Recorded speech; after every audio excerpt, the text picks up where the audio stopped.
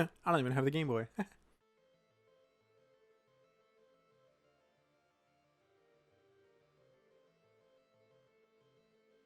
Hey everybody, Matt here. Today's video is about the retro Pixel IPS display for the original DMG model Game Boy.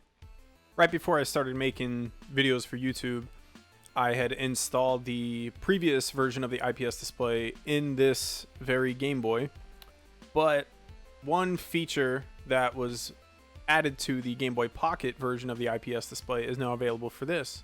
So naturally, I had to buy it.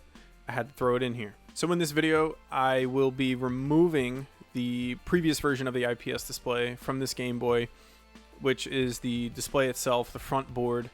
I also went ahead and replaced the backboard in it as well, just because the previous backboard had been through a bivert module and bivert module removal, and also a very lightweight Pro Sound mod, and also I had installed a rechargeable battery inside of here, a 2000 milliamp hour battery and a USB-C port. I also removed that as well. I just wanted to put a more or less fresh board in here, just to limit any issues that I may encounter.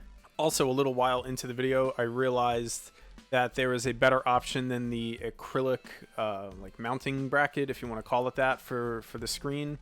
The screen in here is smaller than the previous IPS display. The previous display was pretty long. It went just past the actual Game Boy logo up to about the D-pad. The screen's much smaller, so it needs a different bracket to hold a newer screen in place. It comes with a small acrylic bracket, but I found the STL file for the 3D printed version of a bracket, an actual housing for the screen to hold everything in place all nice and neat. So once I encountered that in the video, I figured to print it and got some shots of it printing as well. Anyway, on with the install. So what comes in the kit is the front board, which powers the display and has contacts for buttons on the front of it. A small IPS display, of course. An acrylic mounting bracket. Some standoff pieces, which I didn't use. Some super thin wires to solder, which I also didn't use. I don't know why they sent those. The ribbon that makes all the magic happen. This is identical to the ribbon for the Pocket. A glass lens, which we'll need. Some adhesive. So we start by taking out the 6 tri-wing screws on the back.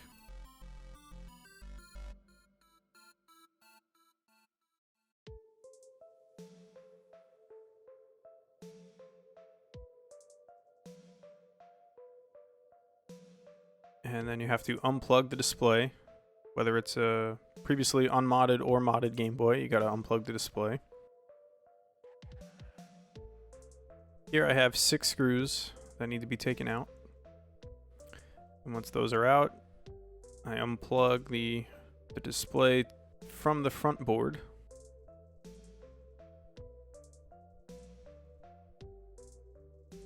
You see here the differences between the previous version of this board and the new one.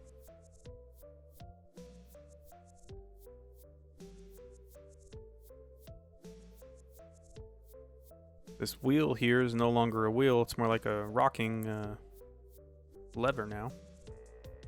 Next, the display has to come out completely.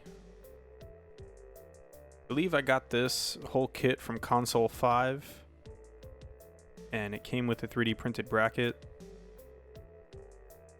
Again, for the previous model of the IPS display.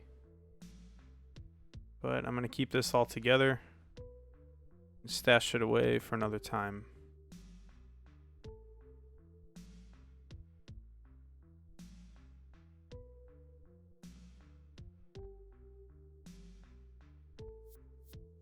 The previous mod had left something stuck to the front of my shell, so I had to remove it. It was on top of this wheel here.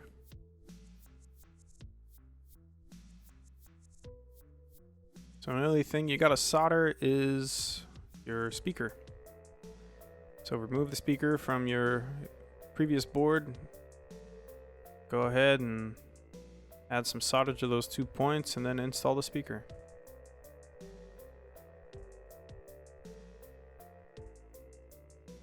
Next, I plugged in the new display ribbon. I had added these just for fun. The bug is back. Next, you're going to peel out this adhesive if you have an original shell. If not, you don't have to worry about that. I'm taking out my old glass lens here, and I got to make some room inside here. Here's the comparison between the two lenses. The new lens in the plastic is slightly thinner at the top and maybe at the bottom. So from here I removed the battery that I had previously installed. And I kept these intact. Next I plugged the display ribbon into the backboard. I plugged in the display itself to the display ribbon, and I wanted to do a test to make sure everything was good. I popped in some batteries, turned the system on,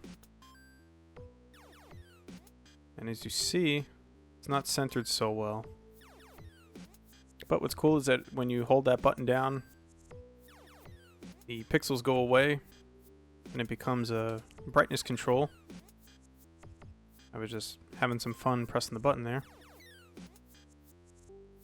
But one click and then scroll up and down and it changes the color. Click it again and then scrolling controls the brightness. Pretty cool. Don't need that anymore. I also won't be needing this.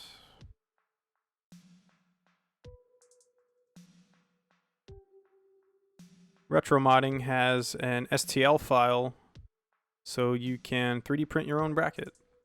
So I went ahead and did that because I just feel better having a full bracket around the screen. There's less likelihood of things sliding around in there and things getting messed up.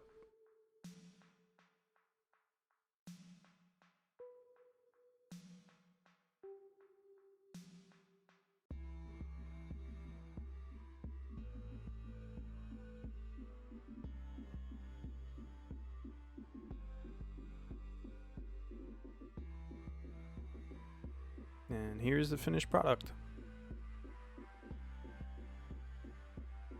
So while that was printing, I made some room on the front housing by basically laying this in place and trimming.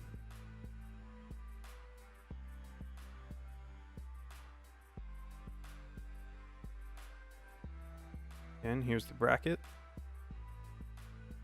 I'm gonna go ahead and pop the display in there. Have to be very careful with these IPS displays. Also, when installing it, you have to make sure that the piece that plugs into the LCD ribbon is left out.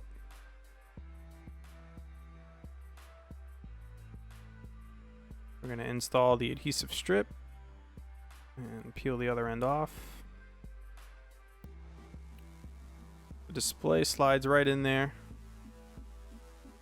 And then the display plugs into the display ribbon.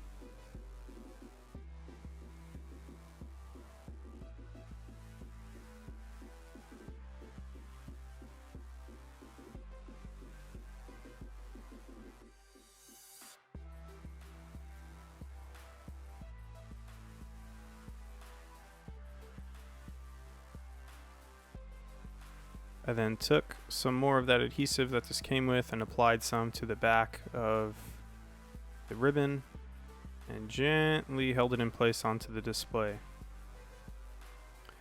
We can then plug the display ribbon into the front board.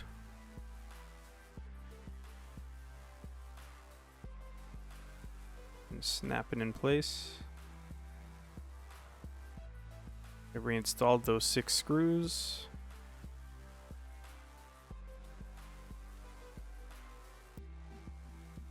Grabbed a good rear board, put it in the rear housing, turned off the lights, screwed those 6 screws back in, and here it is.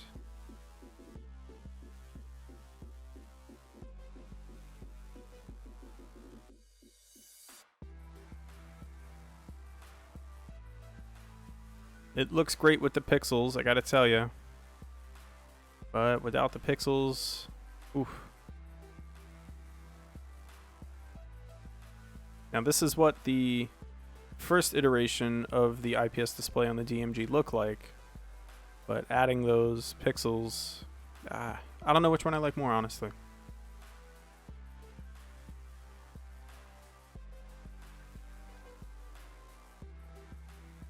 And that's it with it on, with the pixels turned on. Again, pressing the button and then scrolling up or down changes the colors.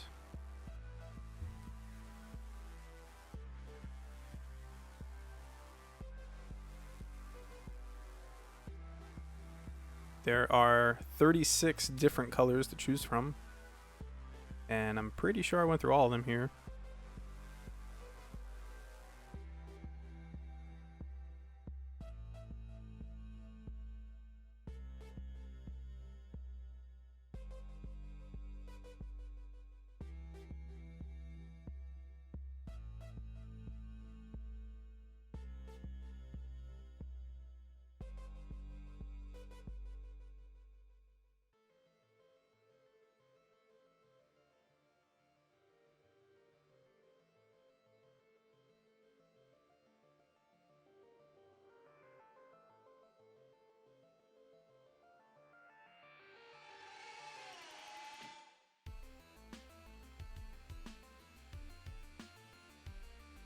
So what's great about this install is that you only have to solder a speaker in. That's it.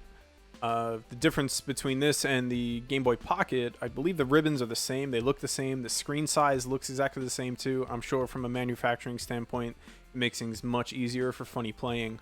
The difference with the Game Boy Pocket is that you had to add a line for color changing and for power, to provide power. Power is provided by this board itself, which goes through that long ribbon that you saw during the install. Overall, I think this is way better now.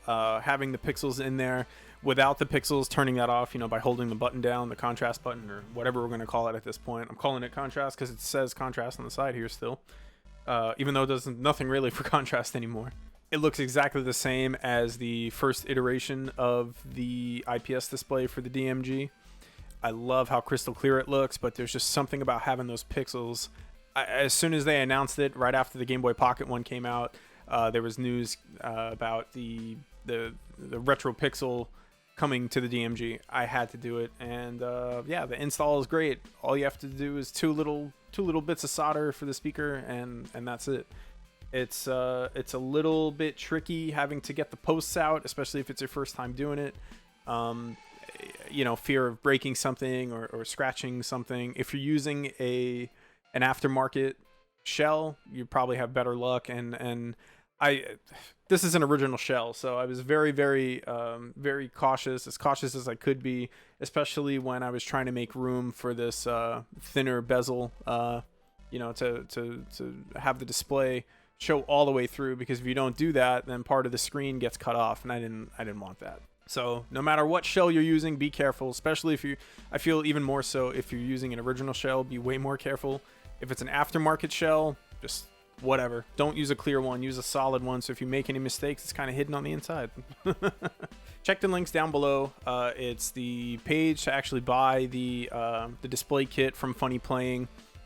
I'll also provide a link for the STL file from RetroModding for the 3D mount, the 3D printed bracket. And I'll also include FunnyPlaying's install guide for this, which I used as a basis of the install, and then kind of had to modify as I went along because I did have this modded previously with a different display.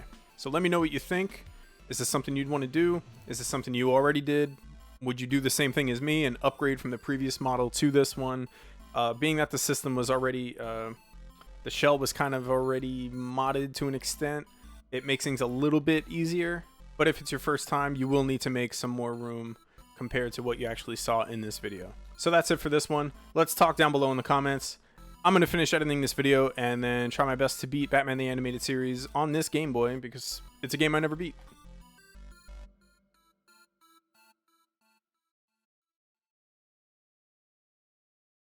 Stay safe, peace out.